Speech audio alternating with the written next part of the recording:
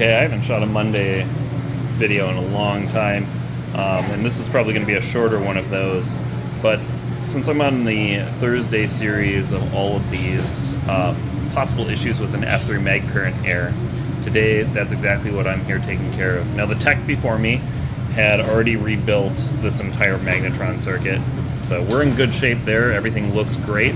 It failed an hour after he left. So the first thing I usually think is I don't immediately think, oh, he did something wrong. I immediately go with, okay, something in addition to what he found has failed, which immediately leads me, if you've been watching the series, to our safety circuit. And in this case, 20 amp fuse is blown. So for me, I'm all the way up here. I've already rolled my truck. I'm replacing my door switches. Why? Well, this is a 2023 model. So if we go to the back, we'll look at the age of this unit. This unit was built in March of 2023. So we probably got about 2 years of runtime on this. And in addition to that runtime, remember this is a busy store. Like all of our stores are busy. So for me, I'm going to assume that potentially our door switches are wore out. So it's 12 bucks, not gonna cry.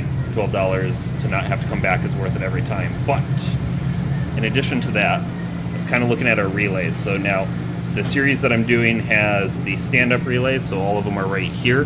This is more of your lay-down board, and there's a couple things with this that are different. So as you look at this, they all are socketed, and a lot of these relays are not replaceable. So if you're running into issues where it's like a repeat callback, you can replace this whole board. I have seen traces go bad or traces bleed over to other spaces, which will cause blown 20 amp fuses.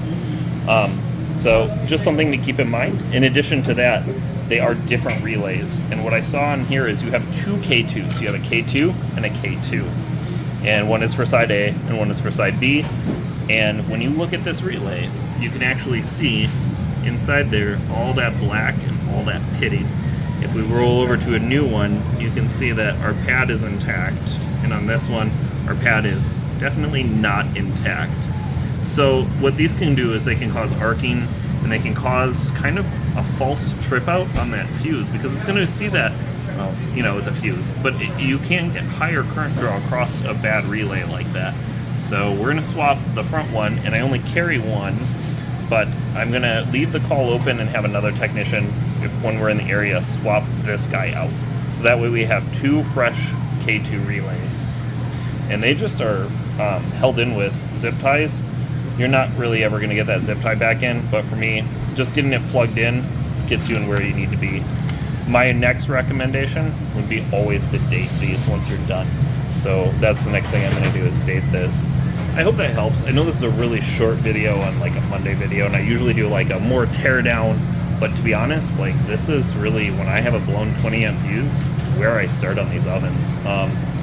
These couple steps on this particular age oven usually is going to get you another couple of years before you start getting issues in your circuits, especially your safety circuits. So hope that helps you out. I will see you in the next one. Hopefully we'll have a longer video. I think I have some more door work to do, and I'll try to kind of, as I'm out in the field, start filming a little bit more. Get a little bit busy, and then I lose track of filming and focus more on the customer service side and taking care of the store before I start filming. You know, get the work orders done. Otherwise, you can't sell product if the ovens aren't working. So, all right. Thank you for watching. We'll see you next time.